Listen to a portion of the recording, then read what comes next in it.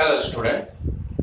In the previous video, we have discussed about the motion of lift, which is based on the Newton's third law.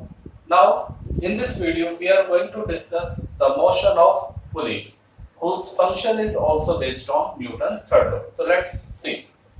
What is pulley and what is the motion of pulley?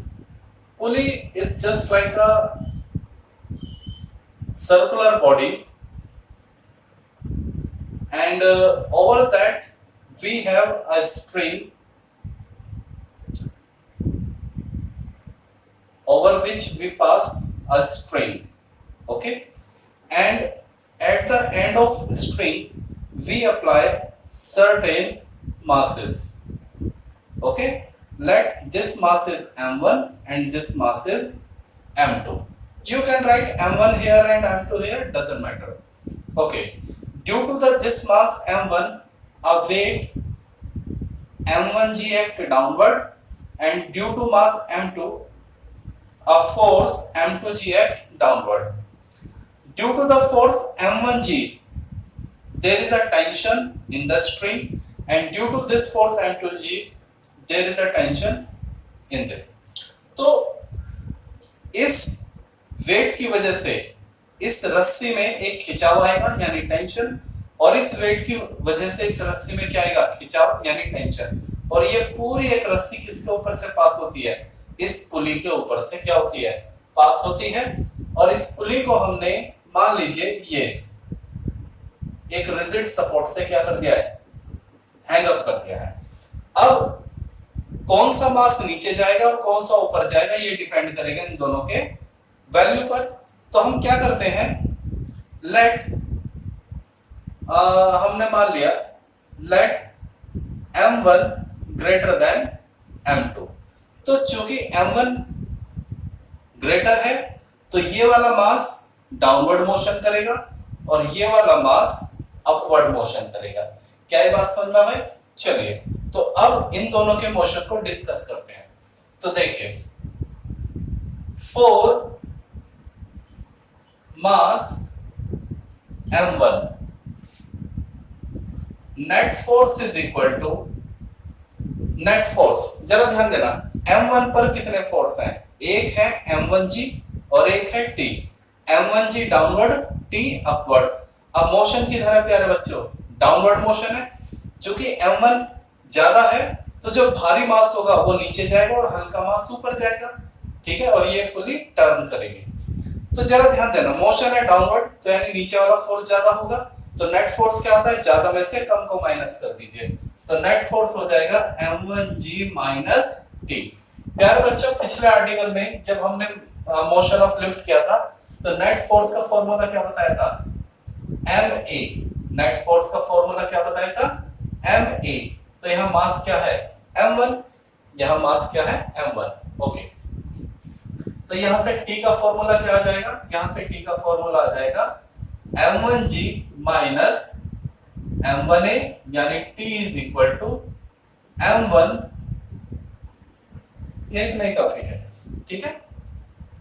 चलिए, this is our equation number 1। अब हम study करते हैं for mass m2। तो मास m2 के लिए net force is equal to, तो देखिए m2 का मोशन किधर होगा, अपवर्ड। m1 हैवी है तो ये नीचे आएगा और m2 हल्का है तो ये ऊपर जाएगा। तो इसके लिए नेट फोर्स क्या हो जाएगा, क्योंकि m2 ऊपर जाएगा तो ऊपर वाला फोर्स ज्यादा, नीचे वाला कम। तो यहां हो जाएगा t minus m2g। Net force का फॉर्मूला क्या बताया था, ma, t माइनस m2g, और यहाँ मास क्या है, f2। तो यहाँ से t की वैल्यू क्या हो जाएगी, यहाँ से t की वैल्यू हो जाएगी m2g plus m2a, equation number 2। तो जरा ध्यान देना, इक्वेशन 1 से भी हमारे पास t की वैल्यू आ गई, इक्वेशन 2 से भी हमारे पास किसकी वैल्यू आ गई, t की वैल्यू आ गई। तो by equation 1 and 2 we have, तो जरा ध्यान देना, t is equal to this, t is equal to this, तो ये दोनों आपस में क्या हो जाएंगे, इक्वल, यानी m1g minus m1a is equal to m2g plus m2a। g वाले टर्म एक साथ, m और a वाले टर्म एक साथ, तो ये हो जाएगा m1a plus m2a is equal to m1g minus m2g। देख लीजिए ये m2g इधर जाकर माइनस हो जाएगा और m1a उधर जाकर प्लस हो जाएगा, तो यहां से a क्या आ जाएगा m1 प्लस m2 और m1 माइनस m2g, तो यहां से एक्सेलरेशन क्या आ जाएगा m1 minus m2g over m1 plus m2। तो यानी ये मास m1 कितने एक्सेलरेशन से नीचे आएगा या ये मास कितने एक्सेलरेशन से ऊपर आएगा, वो एक्सेलरेशन हमें मिल गया है। ठीक है, ये मास कितने एक्सेलरेशन से नीचे आएगा और ये मास m2 कितने एक्सेलरेशन से ऊपर जाएगा, we have got the value. चलिए अब आप क्या कीजिए, इस a की वैल्यू या तो इक्वेशन 1 में रख दीजिए, ठीक है, या किस में रख दीजिए इक्वेशन 2 में। ठीक है, किसी में भी इसकी वैल्यू आप क्या कर सकते हैं, पुट कर सकते हैं। पहले इतना लिख लीजिए,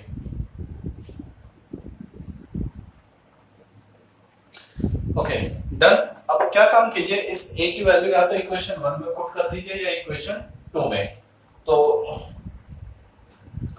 put the value of a in equation 1 we get, a की वैल्यू इक्वेशन 1 में रखिए तो t is equal to m1g minus m1, a की वैल्यू क्या हो जाएगी m1 minus m2 upon m1 plus m2 into g। तो प्यारे बच्चों g क्या आ जाएगा common, m1 minus m1 square, देख लीजिए m1 minus m2 upon m1 plus m2,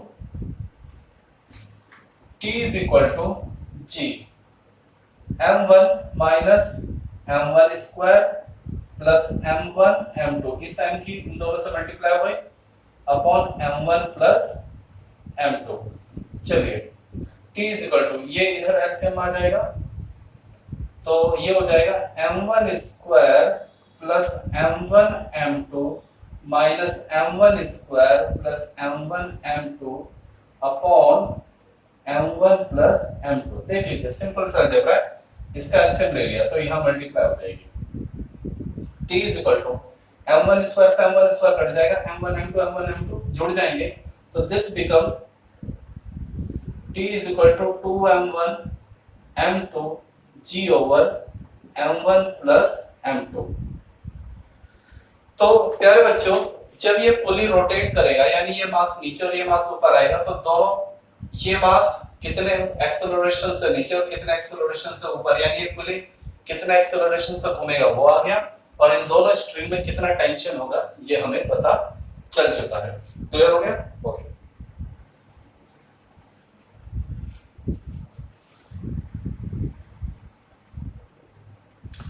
आपकी एक्सरसाइज का, आपकी एनसीईआरटी का न्यूमेरिकल है, एक्सरसाइज न्यूमेरिकल 5.16।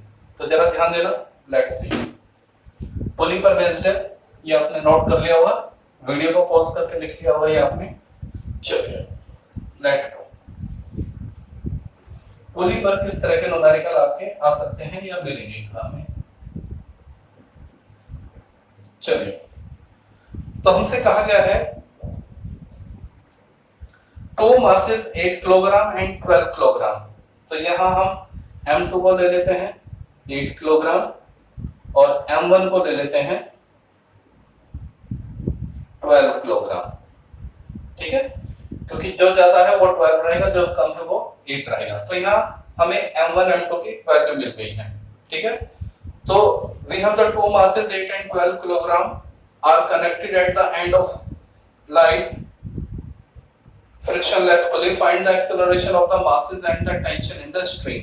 Acceleration पूछा है और tension पूछा है प्यारे बच्चों। तो सबसे पहले फर्स्ट पार्ट निकालते हैं, एक्सेलरेशन। एक्सेलरेशन का फॉर्मूला क्या है हमारे पास, m1 minus m2g upon m1 plus m2, ये हमारे पास फॉर्मूला है। चलिए बेटा वैल्यू पुट करेंगे, लेट पुट द वैल्यू। तो m1 की वैल्यू कितनी है हमारे पास 12 माइनस 8, जी को हम ले लेते हैं 10, मान लेते हैं वैसे तो 9.8 होता है लेकिन हम अपनी कैलकुलेशन इजी करने के लिए 10 ले लेते हैं। नीचे 12 प्लस 8, तो एक्सेलरेशन ये कितना हो जाएगा 4 इंटू 10 ओवर कितना हो जाएगा 12 माइनस 8 4 10 12 प्लस 8 20, तो हाउ मच 2 मीटर पर सेकंड स्क्वायर, ये आपका एक्सेलरेशन आ गया। ओके चलिए सेकंड पार्टीशन हमसे क्या पूछा है टेंशन, तो T का फॉर्मूला क्या है 2m1 m2g over m1 plus m2, तो T is equal to 2, m1 कितना है 12, m2 कितना है 8, g कितना ले लिया 10 और नीचे 12 प्लस 8, तो T की वैल्यू भी हमने रख ली है। चलिए तो ये कितना हो जाएगा आपके पास T is equal to 2 into 12 into 8 into 10 over 20, ये 0 से ये गया, इस 2 से 80 ये गया, तो आपका जो T आएगा सॉल्व करके T is equal to 96 newton. तो वेरी सिंपल न्यूमेरिकल, बस आपको एक बार कंसेप्ट क्लियर होने चाहिए, ठीक है। तो ये हमने किया प्यारे बच्चों, what we have discuss motion of pulley and a numerical based on